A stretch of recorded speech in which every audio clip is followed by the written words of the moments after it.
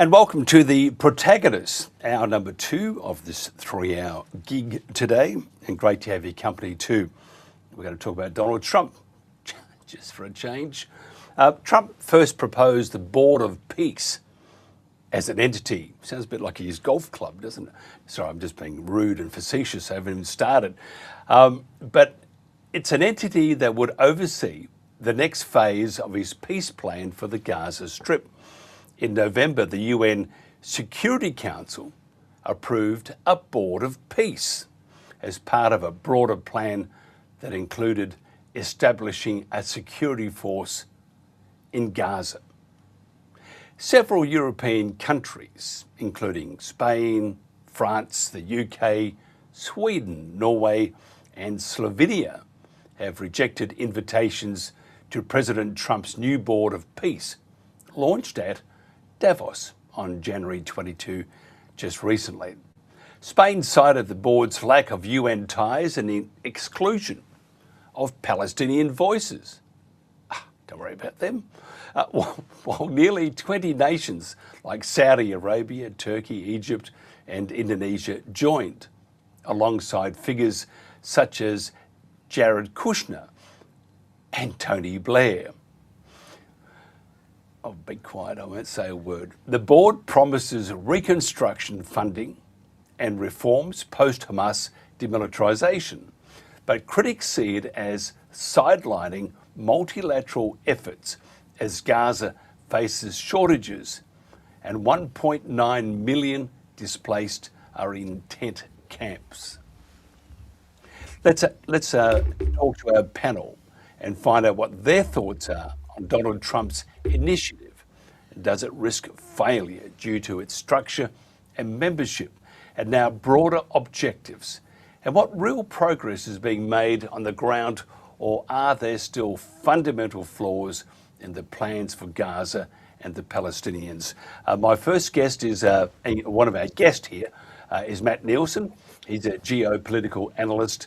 Dr. Frank Romano, we love you, Frank, author and Middle East analysis, hello, and Professor Paul Takahashi, great to have you back again, visiting professor at NYU in Abu Dhabi. First of all, Matt, could you tell us your views on Donald Trump's Board of Peace? Well, my views are, as you know, as some of you may know, I'm a legal historian, and I always try to go back into history to find some precedents for this. And the interesting thing is, I haven't really been able to find something.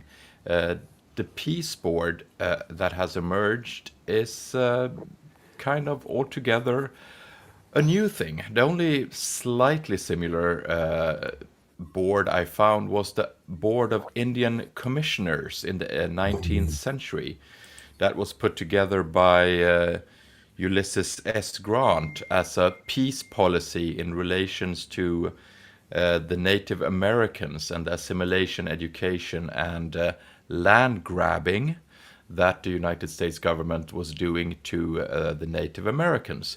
So in some way there is a parallel to this and the land grabbing that this new board, be it though global in scale, has started doing in view of the Palestinian people.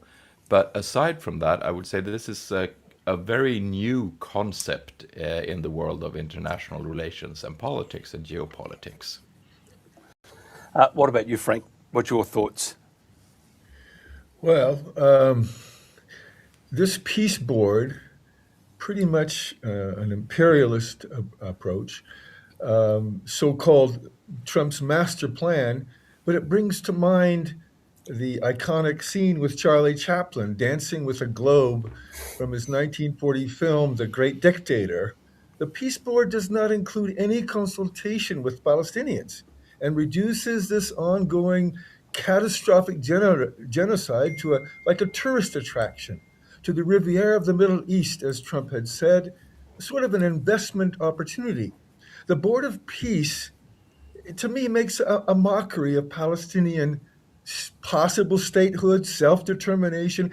It's a plan, to me, that erases Gaza's indigenous population, transforming the Gazan Palestinians into like a cheap labor force. That's the idea.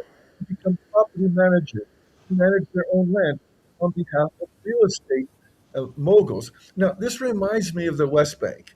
We talked a lot about what it was like for Palestinians losing their land to the settlers. Well, many Palestinians are hired to work on the very lands that were stolen from them, that are occupied by settlers now. And it seems it's sort of the same. There's no mention also of Israel ending the occupation and withdrawing in the charter, no specific mention of it. Now, Kushner, he was a real estate developer. His family is very much of a mogul, real estate mogul, is one of the key members of the board that we're talking about here, the peace board, so to speak, the so-called peace board. He's got close personal and business ties to Israel. It's sort of a self-fulfilling prophecy. And many other members of this major council that will be the overseer of the peace board are very pro-Israelis, with a few exceptions. Jared Kushner, Trump's son-in-law, recently outlined, there's a Freudian slip here, details about the board's development without mentioning any plans for Palestinian self-determination. In a way, we could also say that this whole procedure, including the smashing of Gaza by Israeli forces for the last few years, is sort of designed to entice Gazans to give up and agree with this plan. And I've listened to recent interviews of people who've just left Gaza, some of the doctors and nurses, and they said the Gazans are fed up and they have no way to secure a place for their children and so forth. They're starting to pretty much give up and say, look, we want to leave, and so forth. So this is sort of playing in the hands of what Israel, I think, and Trump are trying to do. Now, since the charter for the Board of Peace does not mention Gaza, it's not focusing on resolving the conflict here. It envisages more like lofty goal, I think, of international disputes forum and a place to maybe relegating the UN to an outside role. The executive board, which includes the former UK Prime Minister Tony Blair, US Secretary of State Marco Rubio, and Jared Kushner, including Netanyahu, will get into the construction of the board, is clearly, again, as I said before, clearly bent toward an Israeli position. The world, this would illustrate what has happened in the world today, I believe. The U.S. and Israel, with huge international businesses and military-industrial complex, are pretty much in control of the world. Members of this council will be forced to grovel before King Trump to stay on the board, like alley cats waiting for the meal of garbage scraps. If they step out of line, Trump will get rid of them like he did with Canada recently. So enslaving the world on Trump's terms, or you're out, sort of what seems to be a major theme here. Gaza, according to Trump, will be a test site. Speaking of this forum that Trump has referred to in his critiques of the UN, he says, this board is going to be very successful. We can spread out to other things later if this is successful, and that could be alluded to the fact it could replace the UN, or trying to replace the UN and relegated UN as like a service provider. Now, the founding executive council, I won't go into the construction of it. We could do that maybe later, and then the other stages of this board of peace, and who the members ending by a military component led by U.S. Major General Jasper as a commander of the International Stabilization Force. Now, what's the motivation then for these countries to join? Andreas Krieg, associate professor at King's College of London, has said joining this council is motivated by access and leverage. I think he's absolutely right. But what he's really saying is these countries are trying to stay in the loop, to change the shape of a post-Hamas Gaza. But there's a huge dilemma here. Either you join the board that seems to envision undermining the UN, or we refuse to join. And you've already said, Mike, about the countries that have joined, and we have also 8 Muslim majority countries that have joined this. Those that have not joined, you've also alluded to, in particular France, Denmark, Norway, Sweden, Slovenia, and Spain. They confirmed not to join, and basically saying we don't wish to undermine what we've established with the UN. What are the issues with the UN? Karim Khan, the prosecutor of the International Criminal Court, who I've been working with, at least with my complaints against Netanyahu on behalf of the Palestinian people, have rejected the idea of the UN's failure to act decisively in Gaza, as Trump has often alluded to. He says the UN was prevented from acting. It did not choose an action, and that clearly is being played out by the facts surrounding the U.S. vetoes of many constructive ideas to bring peace to Gaza and to the Holy Land. Now, what's the plan? Trump's development plan includes projections to raise the Gaza's gross national product, to create jobs, to create urban centers, industrial zones. We can go into detail later about that, Mike. And tourist attractions to rebuild schools, maybe throw crumbs out to the Gazan Palestinians. We'll rebuild a few schools and medical facilities. But the main thing, as Kushner has alluded to, we're going to support and advocate free market principles that have been so successful, in quotes, in the United States. And he's repeated this, Kirshner, over and over again. So you can really be rest assured he's definitely Trump's boy, and he's definitely Israel's stooge. Now, Trump has said, I'm a real estate person at heart. It's all about location. And he said, location on the sea looks like a beautiful piece of property that we could use for many people. Open it for tourism, exploit Gaza for profit with luxury. He is saying this while Gazans grovel in Gaza for food, sloshing through stagnant water, infested with disease, constantly damp clothes, trying to stay dry and warm, people seriously ill without medication, and babies dying from the sheer cold. Now, I want to tell you this. I'm in a layover right now. I'm in between Paris and the Middle East, and I'm close to Gaza now. And let me tell you, people are saying, oh, this is the Middle East. It's close to Mediterranean. It can't be that cold. These are icy cold winds that are blowing through the Middle East now, and the vicious weather for people living in vulnerable makeshift tents. And now, let's get back to this real estate mentality as opposed to world leadership. Trump's proposal, however, offers no insight into the core issues such as property and land rights, let alone justice for war crimes. And now Trump has argued that the war in Gaza is coming to an end. And he's saying this as Israel forces continue to kill Palestinians and women, children, and babies. Now, Kirshner's background, and I'm almost concluding here, Mike, Kirshner's background, again, we said he's Trump's son-in-law, but his family are traditionally real estate investors. So this plays in the hand exactly what Trump wants. Now, Kushner was selected as senior advisor on Middle East issues to the U.S. president with very little experience in the Middle East. Now he has said that Israel needs to clean up this enclave, forcibly transferring Gazans to Egypt, and if they don't accept, then to create a space in Israelis' Negev, which I just visited in the Kitziot prison in that desolate desert. Now, he says, Kirshner, Gaza's waterfront property could be very valuable. So we see what his priorities are. Now, finally, there has been no evidence that Palestinians or their leadership have been consulted over any of these plans.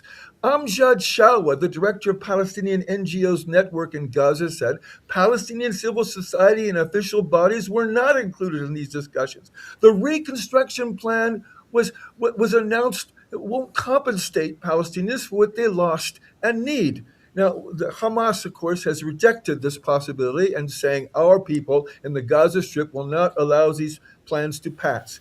In conclusion, finally in France, we say je me trompe. It means I make a mistake. And the Americans made a mistake electing Trump, and they and the world will pay dearly for that. And finally, let's return to the image of Charlie Chaplin dancing with the globe in his film The Great Dictator, where he plays both a Jewish barber and an evil dictator, Hinkel, with the globe dancing being a famous clip of the dictator imagining world domination. Thank you for that, Frank. Saul, just tell me, Spain, well, just give us your views that Spain cited the lack of UN ties and the exclusion of Palestinian voices. Why did the UN agree to this in the first place? Oh yeah, well, it was a very dark day in the UN, I have to say, hammering the nail in their own coffin. I would even say a day that should live in infamy. November 17th last year, when the Security Council endorsed Trump's plan and basically endorsed the creation of the Board of Peace. Now, at the time, of course, the charter of the so-called Board of Peace wasn't even, hadn't even been prepared yet. It didn't even exist yet. So, that was also, monumentally stupid and ridiculous. But, what, getting to Trump's 20-point plan and the so-called Board of Peace that ostensibly is supposed to, oversee its implementation and make sure that it happens. I completely agree with what's already been said. It is a completely imperialist, colonialist plan for domination. It utterly sidesteps Palestinian self-determination, any kind of prospect of, Palestinians running their own affairs, benefiting from their own natural resources. None of this features whatsoever. And how could it? I mean, look, I really do feel, and I feel very strongly about this, with a lot of pretty much everything that Donald Trump does. Almost, I think we have to make sure that we don't give the whole thing too much credit. Now, that's not to say that, this isn't important. What's happening is ultra important, because this whole initiative, the Board of Peace, quote unquote, and what Donald Trump is doing in strong-arming countries to, to bend their knees at his will, all of this is doing and could do even greater harm to the entire world and the international system that we live in. What I mean is, I've seen a lot of commentary on the Board of Peace, and a lot of, I'm an international lawyer, and many of my colleagues have already been writing, very detailed critiques of the UN Security Council resolution that endorsed this, and critiques of the Board of Peace Charter and all this kind of thing. Look, all of this, Donald Trump has no overarching serious strategy. Donald Trump is about personal enrichment and enrichment of his cronies, and acting as a mafia boss, and just basically trying to be the emperor of the world. That's what this is about. So I don't, almost like spending too much time going over the nitty gritty and going over the language of the so-called charter. To me, it's almost like a waste of time. It's all a con job. The whole objective, and both of our the other commentators have already said this. The whole objective here is to develop the real estate, make the Riviera of the Middle East, and to enrich his coffers and the coffers of his family and the coffers of his cronies. That's really what this is about. The internet, the ISF, the stabilization force, this international force, has also been mentioned, and there's been talk about some kind of international force to be sent to Gaza already. Already in 2023, people were talking about this. Now, what really needs to happen is an international force needs to go and protect the Palestinian people from the perpetrators of these ongoing atrocities, i.e., Israel. But even putting that aside, so we have this ISF that Trump is envisioning, and it's supposed to consist mainly, at the outset, it was supposed to consist mainly of Arab countries, None of the Arab countries, so they sort of flirted with the idea. None of them really, joined. And then it was supposed to be predominantly Muslim nations, and people were talking about Indonesia and Turkey and everything. But basically, so far, nobody's really raised their hand. And the reasons are very, very obvious, because the whole idea of this stabilization force is to enforce the will of Donald Trump. The whole idea is that, Muslims are going to fight other Muslims, i.e. Hamas, who does not wish to disarm, obviously. The whole idea is that Muslim is going to fight Muslim, while Trump and Netanyahu are lounging around on the poolside of the new Trump Riviera casino, sipping martinis. So countries were strong-armed into voting for this resolution. But when it comes to actually sending troops for this, when it comes to the potential optics of their people seeing their troops, gunfights with Hamas in Gaza. Look, none of these leaders are that stupid.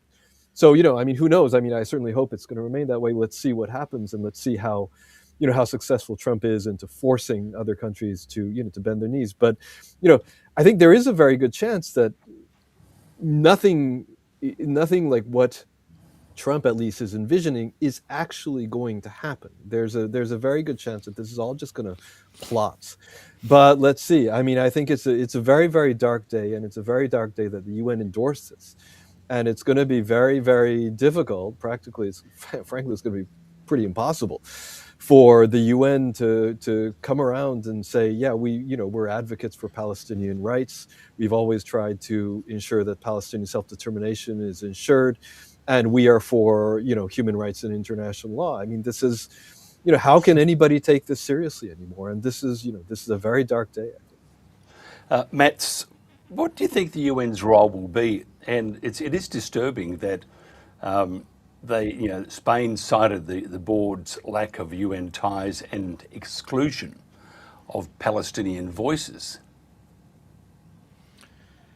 Well, the problem is that the UN, under its current leadership, hasn't really been on place or in place during the last, I would say, maybe 5 years. Guterres should have been the man to hike up frequent flyer miles between the capitals of the countries involved in the different conflicts. Now I'm talking both, of course, Russia, Ukraine, South Sudan, and also, of course, Israel, Palestine. But the man hasn't been seen. It's more of a case of where is Waldo? Where is Guterres? You can't find him. Now, when he's coming to the end of his tenure, he's suddenly popped up again and trying. I don't know if he's trying to save his legacy or what he's doing, but it's blatantly obvious that the United Nations, in its current form, has totally surrendered, and in its place, because nature hates a vacuum. So when the UN has become deplorably lacking in the international arena, the business diplomat of Donald Trump comes in. Now, what Donald forgets, if you put this real estate framework into it, Donald is trying to act on a diplomatic level as he is when he is the real estate developer.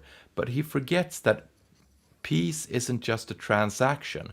Peace requires justice, accountability, a very sustainable security architecture, things that are not easily captured in a real estate deal. And Trump and the Board of Peace is obviously also underestimating the role of ideology, nationalism, and relevant historical grievances. So while it's clear that the UN isn't going to be able to take back any of its lost powers in relation to Trump as long as he is in power, there is also the fact that the UN has become irrelevant because they are the ones who can encapsulate diplomacy and not just the business side of things. So it's a sad fact, but I do not think that the UN is going to come back and reclaim any lost territories, not under the current leadership. Yeah, I do agree. Could you tell me, Frank, and you might have to really think about this one, who represents the Palestinians on this brand new board? Yeah, that's a very good question, and I think Dig deep, Frank. sorry. Dig deep. Yes, You have to really yeah, dig yeah. deep. I'll have to dig deep, and I think it'll be in line with what Mats and Saul have been saying. That especially Mats has been alluded to the lack of leadership with the UN. There really is no leadership, a specific leadership that I can see. There is the one Palestinian that's on the very almost last tier uh, of the board, who will see sort of day things that are happening, but it looks like his strings are completely controlled by Trump, like a marionette. And so I'd like to kind of piggyback onto that thought, Mike, with what has been just said about the idea of Trump as seeing things through the eyes of an investor and not really as a diplomatic peace advocate, which is complicated, which involves justice, which involves negotiation. Let's take a look at a weak point, and I'm French American, so I can really fess up to this. The American mentality when it comes to providing solutions. Let's just take a look, analogize with when the United States went into Iraq. The United States soldiers and the government and the leaders thought, well, right away, the Iraqians will embrace us as saviors, and we've saved Iraq from that awful dictator, and we're going to bring it into a market economy like ours, supply jobs and money, and everyone's going to be happy. Sort of what happened in Japan in a kind of a different way, not taking consideration of the local mentality. And so this simplistic approach, as Trump sees it, as an investor, as a real estate financier, as Saul and Mats have alluded to, going in, we're going to build buildings, we're going to make money, we're going to provide jobs, in spite of the fact, we're going to enslave the Palestinians for these labor jobs, but they're going to live much better now than in these awful tents, and everyone should be walking into the sunset happily forever after. And so this simplistic approach. It's very American, with the money's there, and it's true with the average American, the money's there and the jobs. It's sort of like sugarcoats everything and everything's okay, because there's not much thinking involved with the average American with respect to the environment. Whereas we're in the Middle East here, or even the European environment is far more complex, and it definitely requires, as Mats has alluded to, and Saul as well, it requires diplomacy, justice, thinking things through. It's not just about the bottom line, as the simplistic Trump thinking is. And so I think, this is a major issue, and I think this might give rise to failure. Because just like the United States failed in Iraq, we went into Iraq, thought we're going to change everything around, and then finding, oh my God, they got to skedaddle out of there. And then we saw Daesh and other major, terrorist groups taking over, leaving Iraq in a much worse situation than it was before. So I think the results might be, as I think Saul has said, that it's going to end up maybe failing, and maybe leave the situation worse than it was before. But what is going to be the solution then? Is the big question is what is going to be the solution, and I'm not sure about that. Yeah, again, they should probably include the Palestinians in this part, but anyway, it's a small oversight there. Speaking of oversights, now, who's doing the real work yeah, to build, rebuild Gaza. Do we have good American investment programs here? Do we have BlackRock maybe in these places? Saul, what do you think? Well, again, all of this remains very, very unclear. I don't think any of the details have been sorted out yet, and that's a very, it's a very common trait when it comes to pretty much anything that Trump talks about and any of his initiatives. None of this is sorted out. I mean, when you look at Venezuela, for example, he whisked off the president, and then he went to the American oil company. So it seems, asking them to shell out billions of dollars in investment, and it seems like he didn't get that far. So I think that's the stage that we're at. I mean, I think at a certain point, there's going to be a gigantic investor conference, and maybe they're going to try to make a pitch for private investment. I don't see them getting too far. We have to see. But the other thing is, since the get-go, every time that Israel basically goes in and flattens Gaza and commits mass-scale atrocities and kills hundreds and hundreds, now tens of thousands of people, perhaps hundreds of thousands of people. Every time that happens, we talk about reconstruction, and we talk about the UN going in and doing the development work and reconstructing Gaza. And then we look at the Western donor states, the Europeans, and we look at the Gulfy states to see who's going to shell out. But what's really important here, and both Mats and Frank have said this several times, there's never going to be any sustainable peace without justice. Now, in any shop in the world, you go and you break something, well, you got to buy it. And it's the Israelis. The Israelis have been going in time and time again, flattening Gaza, committing these mass atrocities. They're the ones who should be paying up, not you and me. Because when we talk about, for example, I'm a Japanese citizen, so if Japan is a major donor to Palestinian efforts everywhere, for sure Japan is going to shell out a lot of money for reconstruction. That's my tax dollars, yen specifically. So, why is it that we should be paying for this? And Israel gets off the hook again.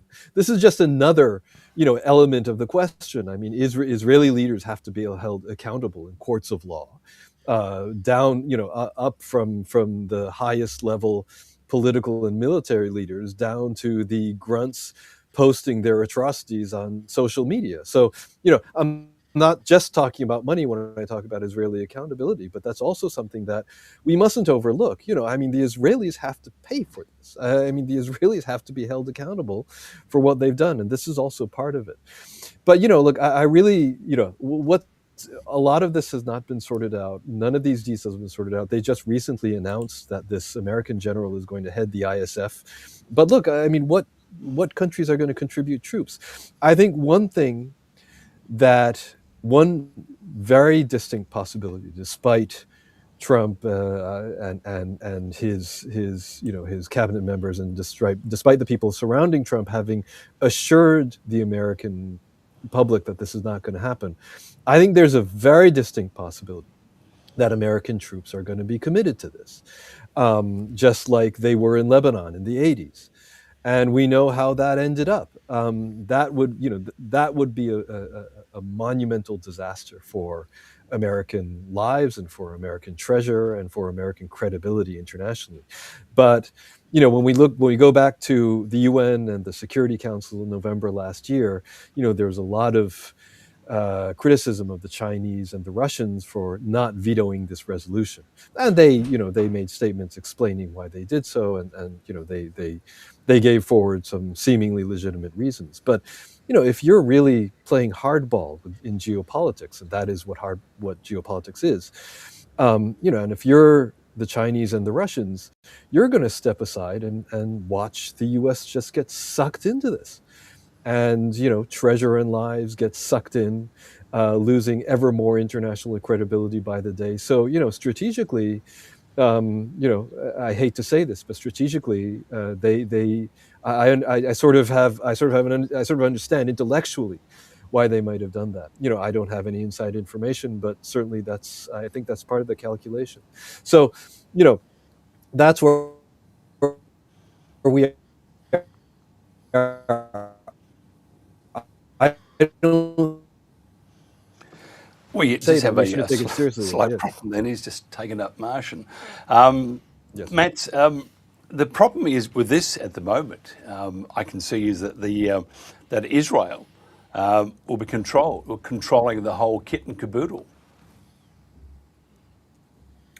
Yes, of course, that's inevitable, and considering the leverage that Israel holds over the United States, that will continue. Even if Trump were to go, I don't think there will be any great reset if a Democratic president were to return to the White House, because the sway that the Israelis hold over the White House and Washington will still remain very strong. Now, I would like quickly to just return to that real estate developer analogy. And if we look at this from a zoning perspective, I just recently this morning read that, pardon me, that America has told Ukraine that we will give you the security guarantees and the weapons you ask for, but in order for us to do that, you have to cede the eastern territories of the Donbass and Crimea to Russia. So once again, there is this idea in Trump's mind probably that zoning dictates what can be built, where, who controls it, and what the rules are. Disputes over land are, I mean, if we think about it, land disputes are also the core to real estate. And most wars, including the Ukrainian one, are fundamentally about territory and sovereignty, which is, if you want to say so, it's about the zoning of nations. So the Board of Peace, which is influenced by real estate thinking, probably will focus very heavily on the land for peace swaps and the DMZ zones and the autonomy agreements and guarantees of access and these kind of things. So the problem is, once again, that these right-of-way zoning agreements, of course, ignores that very human cost of giving up land, that feeling of belonging. But those are feelings which Trump, from his very cost-benefit analysis, real estate developer mindset, doesn't give a hoot about. Never mind feelings, we're looking for that one deal that will give profit and peace. Damned be the people. So I think that mindset in both Kushner and Trump's mind is that the peace board is basically a real estate board in order to create profit and peace, but to ignore the people. Frank, what do you think? Yes, I agree. With this real estate mentality, and the idea of the land swaps and so forth, I think that it is assumed, Trump assumes that these years of bludgeoning Gaza have brought the Gazan people, in spite of their fighting, their amazing resistance, to their knees, finally to say, I've had enough. I want to give up. I want a better life. I want to either to leave Gaza or I'll be part of this reconstruction. I want security for my family.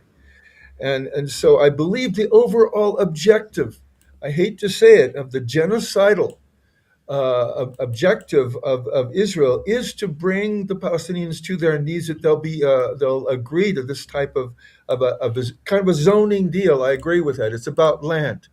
I think with this mindset, it might give rise to complete failure, because not including the Palestinians, it means that it's the same issue, with groups such as the Irish IRA. All the factions were included in the deal, and finally the Sinn Féin said, we're going to lay down arms. We see it's not exactly analogous, but there is some overlap here, because we decided to work within the political system because they were included in the discussions, whereas the excluding Hamas and other factions is an error to whitewash the whole situation and thinking and making the world think that Trump, as he said many times, that he has found solutions to world struggles, and sort of giving rise to placing his board, the peace board, ahead of the UN, saying, "Look, I have single-handedly found solutions to all these wars without the help of the UN." And so we see now then the illusion is we can do this without the factions, which is a clear mistake, but it's also indication that Trump and his people do not read history, do not take it seriously, and think they're going to make the world in conformance with their vision. Saul, I'm a little bit confused, which is not unusual apparently for me, so my wife keeps telling me. Wives are always right, especially when you're close by. I'm just a bit interested here and confused.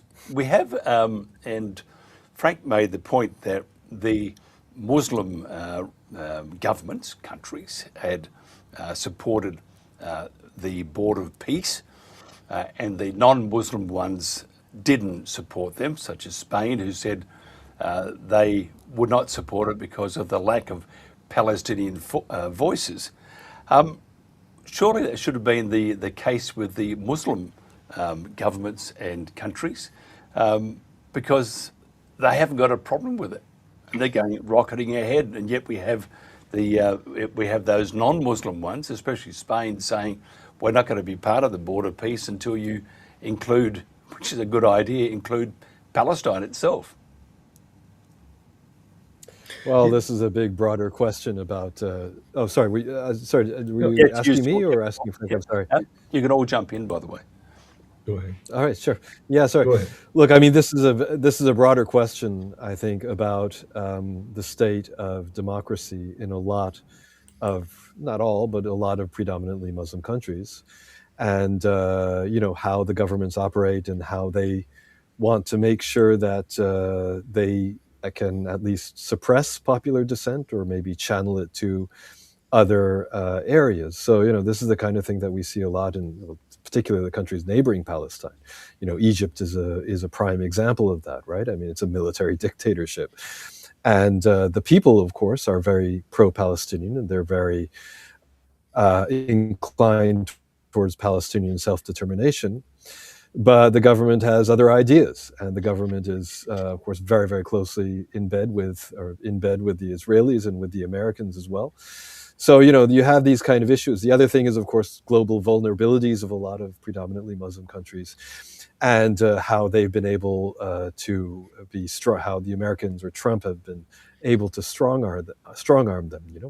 So, that's all part and parcel of this. But really, if we look at the UN as a whole, and the thing is, ever since the UN was created, we look at how the Security Council was designed, and we look already in 1947 at the Partition Resolution, when the UN got together and decided, okay, we have this territory called Palestine. The British are abandoning it. They were given the mandate by the League of Nations after World War I. Now they're abandoning it. They're throwing it back in our faces. Well, our fantastic idea is, okay, Palestinian people, why don't you give over half of your land to these Zionist settlers from Europe? Yeah, we think this is a fantastic idea. This was the first betrayal of the so-called international community of the rights of the Palestinian people, and things have just gone downhill since then, really. So, I mean, I do believe that we have to make sure we don't throw the baby out with the bathwater, and we have to try to preserve those bits of the international system that are worth preserving. And things like the International Criminal Court and international human rights are part of that. But at the same time, we mustn't be too starry-eyed about it. Yeah, let me add something, and then I want to hear what Matt has to say about it. Let's look at the Arab Muslim countries that have joined. Really, most of them, such as Saudi Arabia, and Emirates and so forth have already, in Jordan and Egypt, have already close relationship with Israel and close commercial relationship with Israel. Of course, then we have Pakistan and another country I can't remember that are not that close, but we see the strong arm happening. But I want to add just one last thing, and then we'll hear what Matt has to say.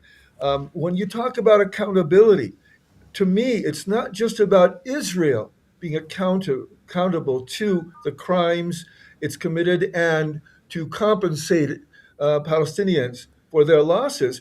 Their accomplices as well. And again, since I'm one of the lawyers for the Palestinian people before the International Criminal Court, talking about accountability, who is an accomplice to these crimes? The United States should be very much part of the compensating, because they're without American arms and support, the catastrophic genocide would never have happened. And I'm also European. I'm French American. Not to forget that Macron and other European leaders have said on one side of their mouth, "Oh, we think that Palestine should exist," and at the same time continuing to send arms to Israel to enable Israel to continue this genocide and continue the destruction. All these countries that have been accomplices to Israeli crimes and war crimes and damage to the Gazan people and their property should be held accountable. Yeah, definitely agree.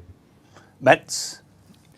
The problem with accountability is that they're seemingly the only ones that can hold them accountable are in Europe are the voters and the politicians in Europe. Most of them know that they will get away with this because the media has framed the Palestinian people as lesser individuals. They are not equal to the white people. This is still the colonial mindset amongst the voters in Europe.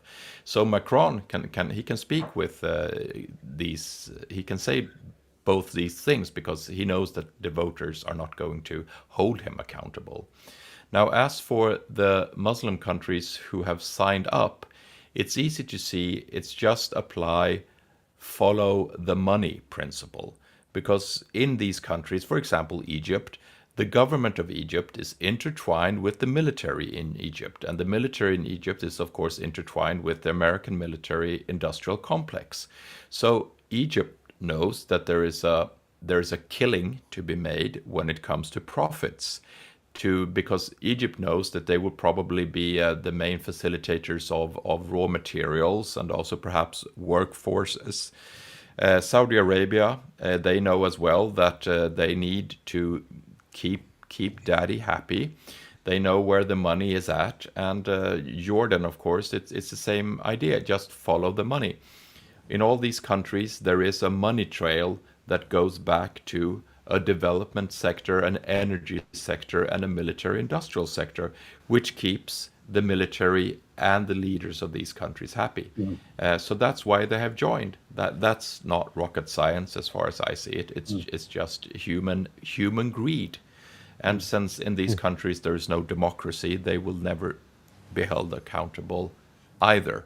So it's, as always, sadly, the Palestinian people are on the losing end of this board of peace. Frank, can you just tell me how Gaza will belong to the Palestinians with this new board of peace, given the current plans? So which are they going to, obviously they haven't had much of a say. I mean, how dare they? I mean, they only live there and they bombed and chopped in little bits and stuff, but we're not going to give them a say. So if they're going to rebuild Gaza, where do the Palestinians fit in? That's a good question to maybe end up on. But Jared Kushner said himself during his speeches about the importance of Israeli cleaning up Gaza and pushing out the Palestinians that temporarily to either Negev or to Egypt, but saying that he's not sure, he doesn't think Israel will let them back in, and then saying he doesn't agree with the idea of a Palestinian state because that simply would be a way of rewarding terrorist acts. So this is, verbatim the propaganda of Israel. So we see what his priorities are, and we see what the priorities of the board are. Well, not that he controls the board, he's a key player in this board as Trump's stooge, pretty much. That the Palestinians will have the bottom line is they will have no ownership of Gaza.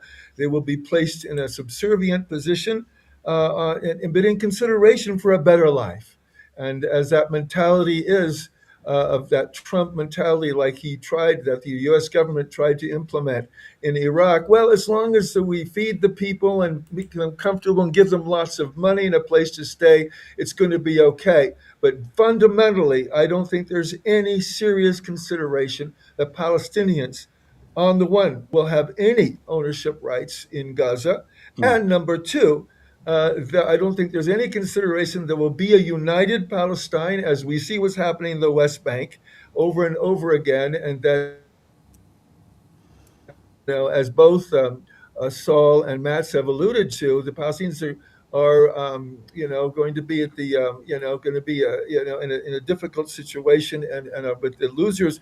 But I feel, however, sort of contrary to what Mats has said, I have hope.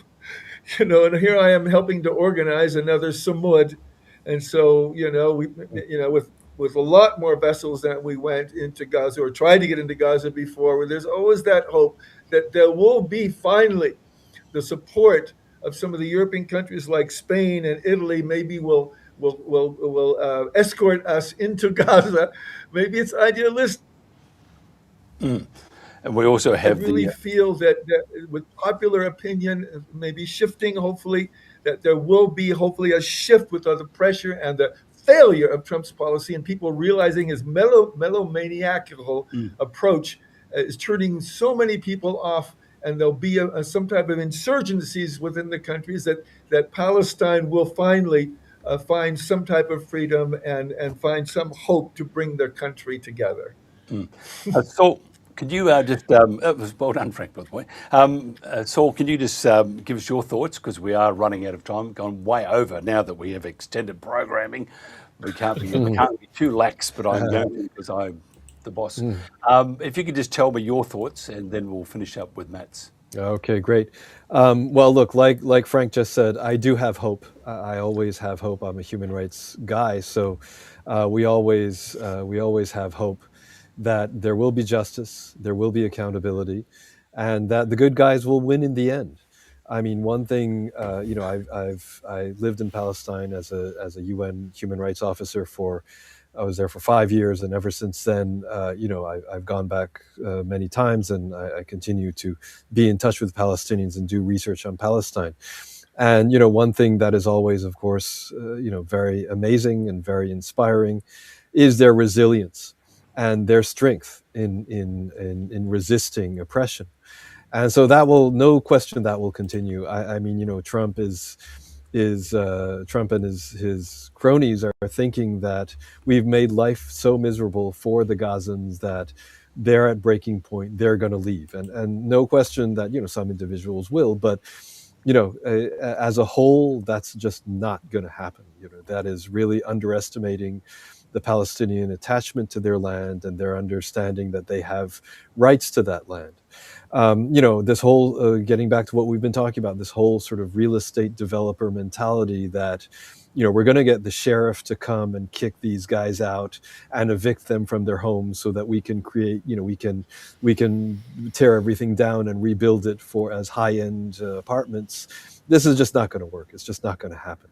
And I do think that, because the popular opinion has shifted so dramatically now and so fundamentally, that the writing is definitely on the wall. And, this whole Board of Peace initiative, I think, will not come to too much. And hopefully it will plots before it does too much damage, I hope. And Mats, you have the final say. Okay. The historian I'm not going to be quite as positive as my esteemed colleagues here on this show. Because I too worked in Palestine about 10, 15 years ago now. And the question is, the perspective is the resilience of the Palestinian people versus the fundamentalism of the Jewish settlers and the tenacity of the Zionist ideology.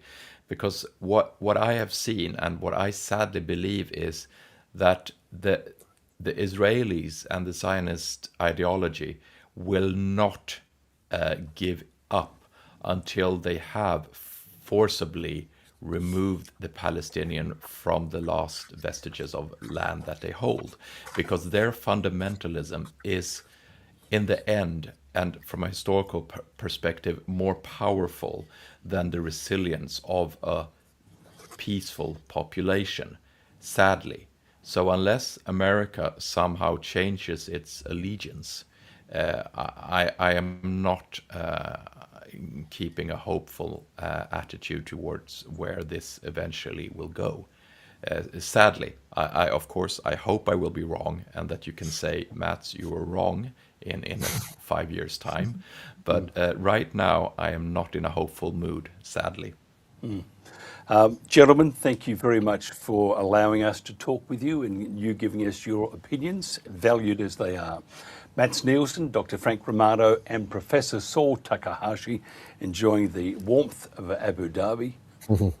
It's dry, Indeed. not like Osaka. You should be happy. It is very dry now. It's actually perfect weather. It's like under 22 in the daytime. In the evenings, it's under 20. It's not like in the summer when it's that's unbearable. Yes, understand indeed. totally. Gentlemen, thank you very much. This has been the Protagonists, and this is The World Today.